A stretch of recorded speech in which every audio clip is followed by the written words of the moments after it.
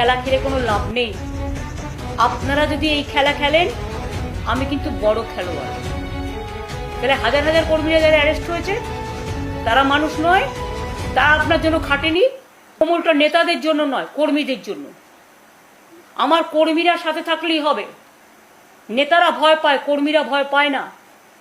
যারা যারা ভয় পাচ্ছেন, পার্টির থেকে টিকিট পেয়ে এমএলএ হয়েছেন, পার্টির থেকে টিকিট পেয়ে এমপি হয়েছেন, এতদিন ক্ষমতা এনজয় করেছেন।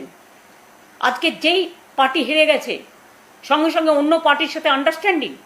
কেউ বলছে সম্পদ বাঁচাতে, কেউ বলছে পুলিশ থ্রেট করছে ভয়ে, কেউ বলছে অ্যারেস্ট করবে ভয়ে। তাহলে হাজার হাজার কর্মীরা যারা অ্যারেস্ট হয়েছে তারা মানুষ নয়, তারা আপনার জন্য খাটেনি, তারা আপনাদের জন্য করেনি। আজকে তাদের কথা একবার চিন্তা করে দেখুন। সম্পদ বাঁচানোর জন্য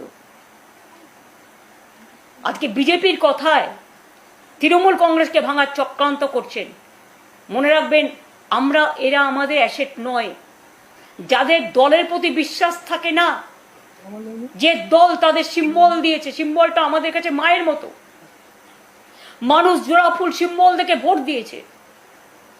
দল প্রচার থেকে শুরু করে সর্বরকম সাহায্য করেছে আপনার পাশে দাঁড়িয়ে।